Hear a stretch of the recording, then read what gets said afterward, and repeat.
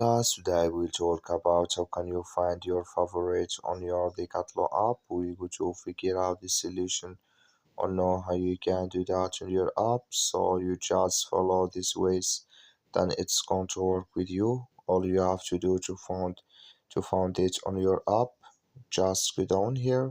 You click here on this sign here. So when you just click on it, sorry. When you just click on it here, it's going to take you to this list. It's going to show for you like this here. Then here you will find all favorite products you have in this list.